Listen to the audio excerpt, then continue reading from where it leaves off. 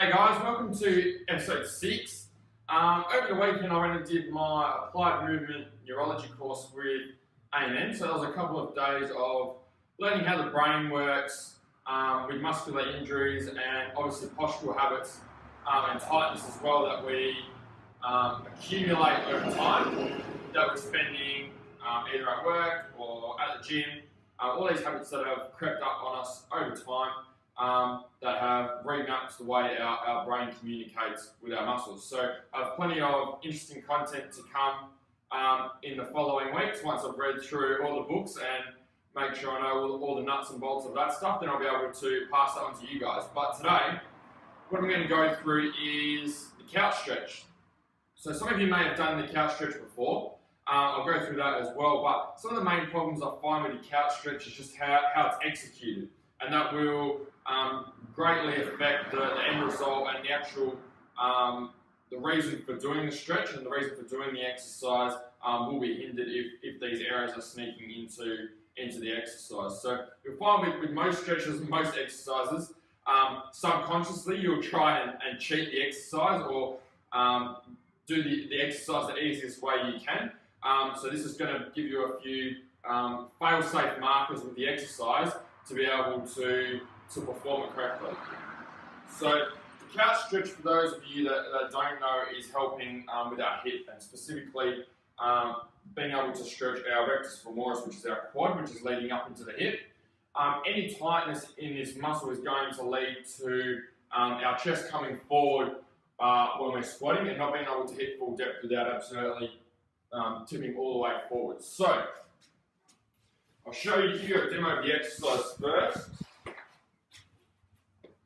This is what we want to be aiming to get to. Now, the breakdown for that. What we need to, it is a fairly painful, or not painful, but fairly uncomfortable stretch. If we're going into pain, then we want to back it off a little bit and not be quite so aggressive with it. So the steps for, I'll try and break this down into a couple of different steps. Number one, getting the knee in the corner of the wall. Every time we do this stretch and we move the knee further and further forward, what we do is we take the tension out of our rectus femoris. Okay, so the muscle that's supposed to be being stretched with this exercise is actually not being stretched. So the further we bring that knee away from the wall, the easier the stretch becomes, okay? So we're not really getting the desired effect from it. So I suppose that is a common problem with the exercise is you'll find that, and this is from personal experience as well, when I first started doing this stretch, what I found was I was doing it most days, I thought I was progressing over 4, 6, 8 weeks. I wasn't actually making any progress at all. What I was doing subconsciously was moving my knee further and further away from the wall or whatever I was using to lean against, and made me feel like I was making progress when actually I wasn't.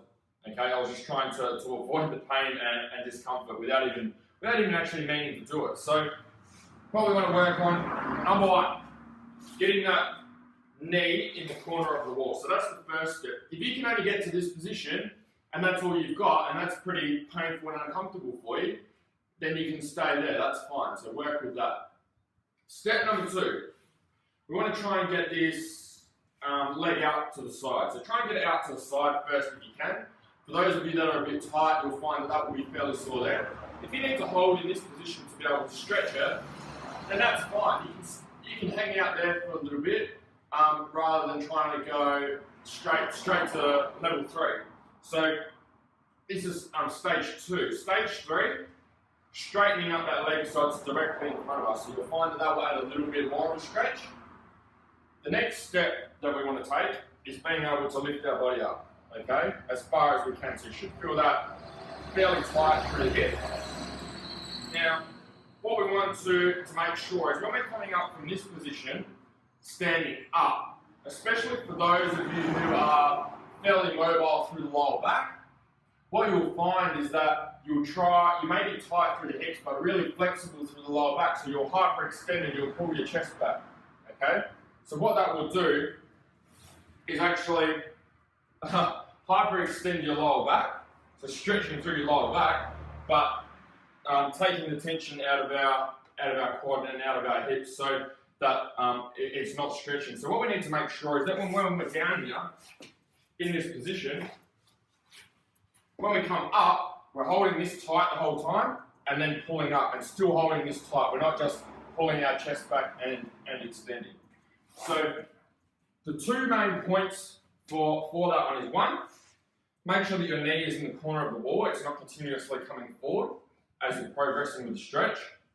Number two, making sure that we're not hyperextending through the lower back and this core is kept tight the whole time. Okay, so this needs to be engaged in order to centralize the pelvis and keep it neutral so that it's not tilting backwards and forwards. It needs to be locked in so that we're able to stretch the appropriate muscles. And then what you can do with that is you can test and retest. So do, say, instead of 10 to 15 air squats before, do 2 minutes on each side, do another 10 air squats after, and there should be a significant difference between the two.